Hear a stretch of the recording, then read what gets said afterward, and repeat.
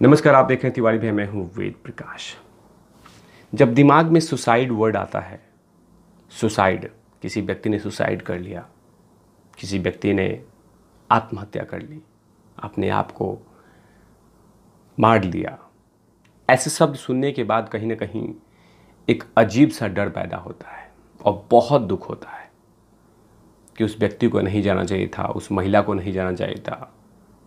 और इस दौरान में पिछले 2020 में बहुत सारे कलाकार, जिसमें सुशांत भाई और बहुत सारे साउथ इंडिया में भी, बहुत सारे बॉलीवुड में भी कलाकार हैं जो लगातार जान दे के चले गए। इसी में एक और नाम जुड़ गया है, नाम है संदीप नाहर। संदीप नाहर कल अपने घर में सुसाइड कर लिए। संदीप नाहर सुशांत सिंह राजपूत के साथ MS धोनी अनटोल्ड स्टोरी में काम कर चुके हैं और साथ में अक्षय कुमार के साथ भी काम कर चुके हैं। केसरी मूवी में उन्होंने सुसाइड कर ली और सुसाइड करते करते उन्होंने करने के पहले जिस तरह का भावुक पोस्ट किया है, वो कहीं ना कहीं बहुत ही अजीब सा लग रहा है। क्योंकि जब मैंने उस खबर को पढ़ा तो देखा, और मैं आपको बताना चाहूँगा कि बहुत ही भावुक पोस्ट, जिसके बारे में कहीं ना कहीं सोचने से भी अजीब लगता है। उन्होंने लिखा कि आज मैं जिस ट्रामा से गुजर रहा हूँ वो बर्दाश्त से बाहर है।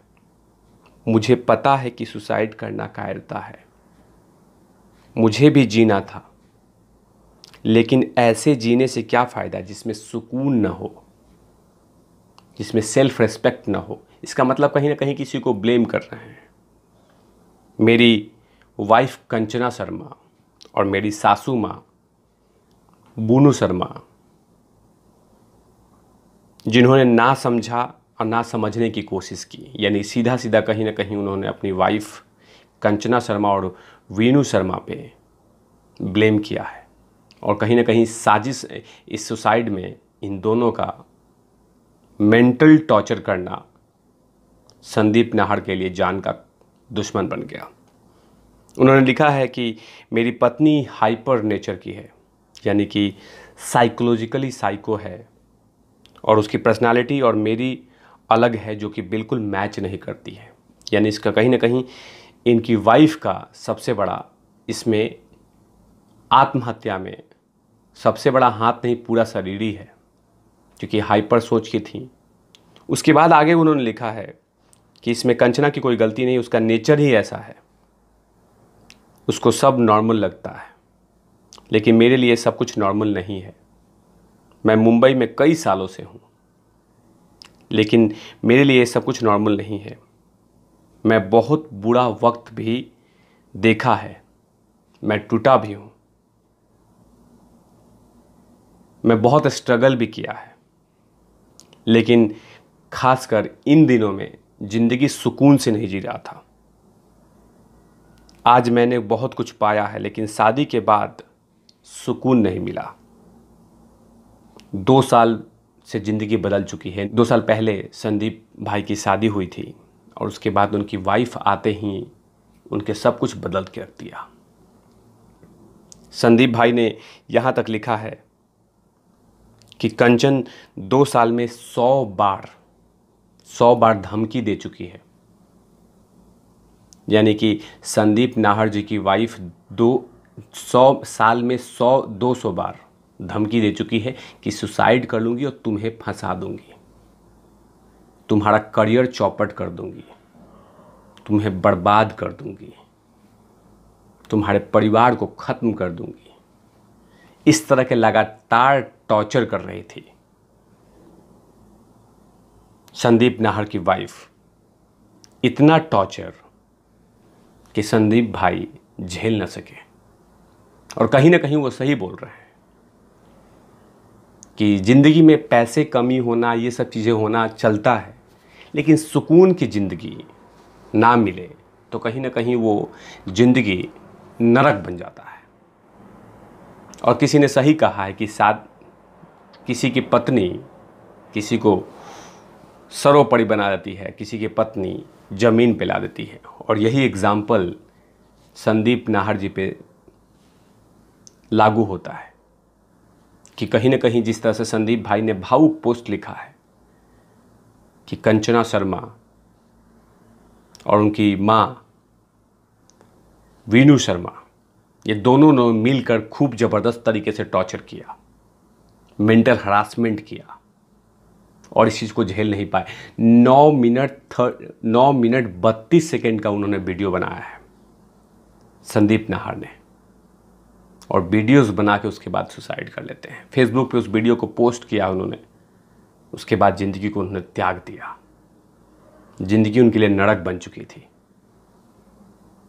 और इस दुनिया को छोड़ के चले गए। मैं पूछ रहा हूं, क्या ज़रूरत था? क्यों परेशान किया जा रहा था? समझना चाहिए था कि कोई ज़िंदगी में सुकून चाहता है, वो चाहे कोई भी आदमी हो, एक जानवर हो, इंसान हो, सब को सुकून चाहिए और वो सुकून नहीं मिला।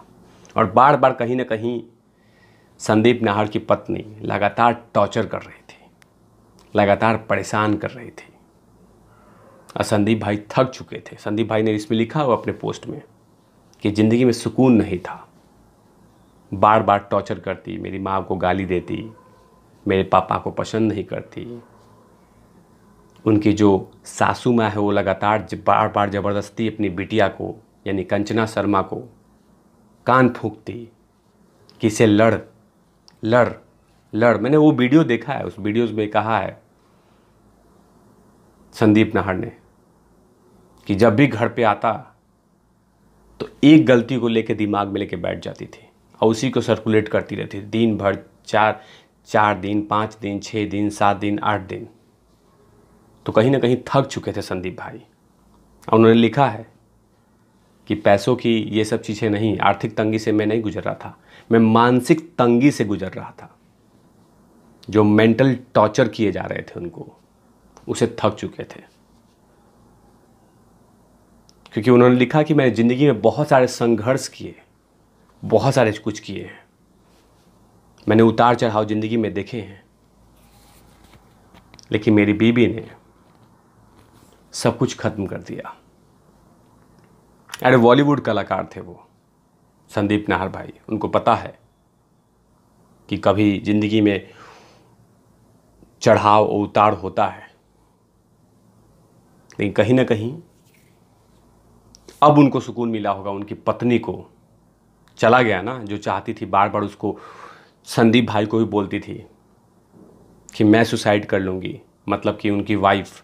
अब तो भाई ने सुसाइड कर लिया, अब चैन से रहेंगी? चला गया ना। जो चीज़ होता है उसका वैल्यू कभी ज़िंदगी में नहीं होता। जब तक वो है तब तक कोई वैल्यू नहीं है, जब चला जाता है तभी उसकी वैल्यू बढ़ती है। अब समझ में आएगा। लेकिन अगर तुम कंचना शर्मा, अगर तुम्हें लगता है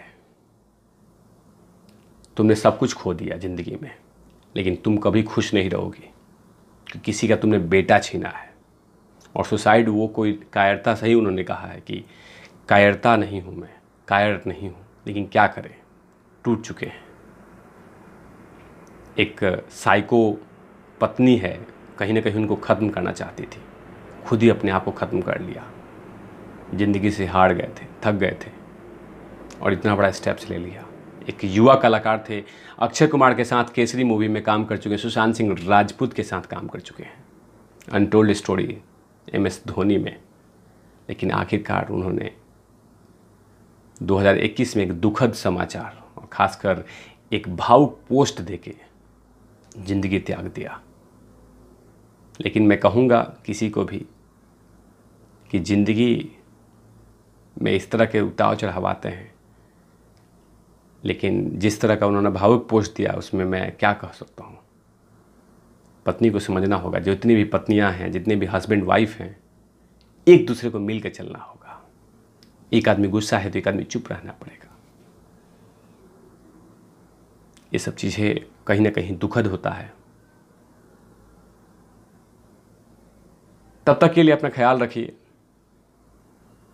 और इस तरह के मैसेज से बहुत कुछ सीख ही मिल सकती है।